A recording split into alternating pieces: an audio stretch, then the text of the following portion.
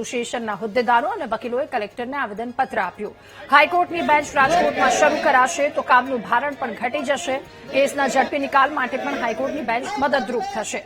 રાજકોટમાં હાઈકોર્ટની બેન્ચ શરૂ થશે તો લોકોને ઘર આંગણે ઝડપી અને ખૂબ ઝડપથી સસ્તો ન્યાય મળશે. મહત્વનું છે કે ગુજરાત હાઈકોર્ટમાં ચાલતા અંદાજે 40% જેટલા કેસ સૌરાષ્ટ્ર અને કચ્છ વિસ્તારના આવે છે.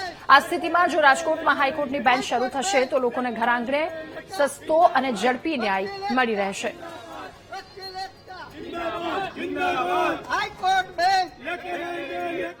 ટીમ દ્વારા આખા સૌરાષ્ટ્રની અંદર આપણું મધ્યસ્થ કેન્દ્ર રાજકોટ છે.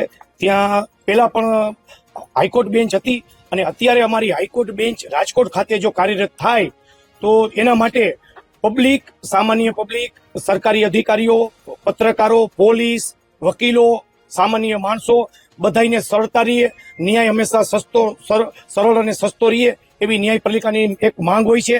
એ પ્રમાણે આજરોજ અમે તમામ સૌરાષ્ટ્રના વકીલોએ કોર્ટ કાર્યવાહીથી અલિપ્ત રહી અને રાજકોટ બેન્ચની માંગ સાથે અમે આજરોજ કલેક્ટર સાહેબને આવેદનપત્ર આપેલું છે.